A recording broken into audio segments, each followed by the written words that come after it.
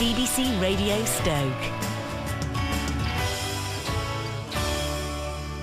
Fancy getting a bit of culture in your life, then you may be pleased to know that the Buxton Fringe is back. It runs from the 3rd until the 21st of July. And this has proven to be an incredibly popular event. It's been going since 1980, so they clearly must be doing something right. There's lots of different acts on that you can go and see. A few acts from our neck of the woods as well, which we'll be talking about in just a few moments. First up, though, I'm pleased to say that Stephanie Billen is with me. Stephanie is the Fringe Chair. Is that right, Stephanie, the Fringe Chair? That's right, Fringe Chair. I refuse to be chairman. That seems all wrong. So. Really? Did you put your foot down with that?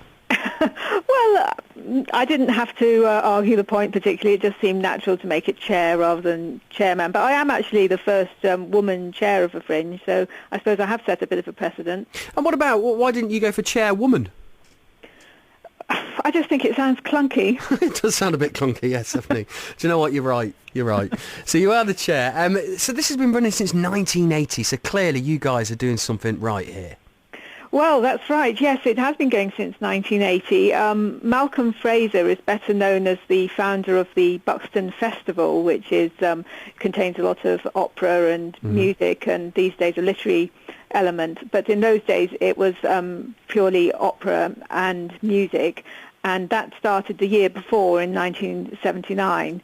And Malcolm Fraser had the idea that it would be nice for audiences to have something to do in the daytime, because at that point the festival was only offering performances in the evening. So he was the person who dreamt up the idea of having an open access fringe that anyone could enter, and it would be non-selective, no censoring or anything like that. And that ethos has remained the same all these years. So it was launched to run side by side, to coincide. I often think of Fringes almost as a direct competition to the other festivals that are taking place. Yes, I think the history at Edinburgh is a little bit more like that. Yeah. But actually it always has been quite complementary, and it is sort of side by side rather than some kind of reaction against the festival or anything like that. And, we have a sort of good-humoured rivalry over things like the cover of the local paper's supplement on the Fringe and the festival and things like that.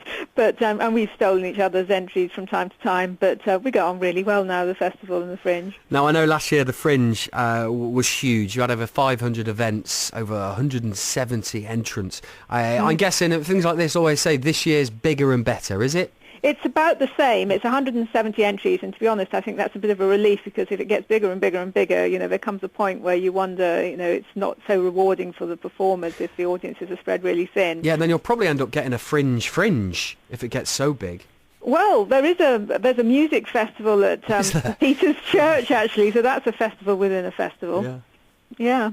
So tell me what else we're going to have this year then. What can people look forward to? Well, there's a massive music section with a lot of good stuff. Margaret Ferguson, Africa's Lady of Song, Africa Encha, an a cappella group from Soweto in South Africa, music on the Pump Room roof, which is a new thing for us. But there's also a fantastic theatre and comedy sections as well. A lot of very talented youth theatre, which would be nice to give a little mention to. We've got groups of teenagers who've come together to just put on something they feel passionate about. There's a Holocaust-based drama called Measuring the Shadows, Red Shoes, a local theatre company, young theatre company. But there's also some really established theatre companies like Butterfly doing Hamlet in Pools Cavern, which is a really nice, unusual venue. Free-range theatre company who've won awards in the past, doing Spoonface Steinberg. There's a French musical from La Petite Famille.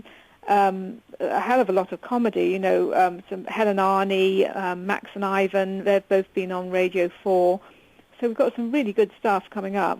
Starts on the 3rd of July, runs to the 21st. Right. Yeah, I'm guessing, Stephanie, there's a website so people can have a look and find out what's on and how much things are, etc. That's right, www.buxtonfringe.org.uk. And also this year, for the first time, we've rounded up all the free events, which is a surprising amount of things to go and see, including Fringe Sunday and the Fringe Launch Party, both of which offer you a chance to see tasters of some of the shows coming up. You've just used two of my favourite words there, free and party. Yes, that's right. Well, the whole thing's one big party, really, and we all have a blast. Lovely. Stephanie, thank you very much for talking to us this afternoon. We look forward to the start of the festival, 3rd of July, as I said, in Buxton.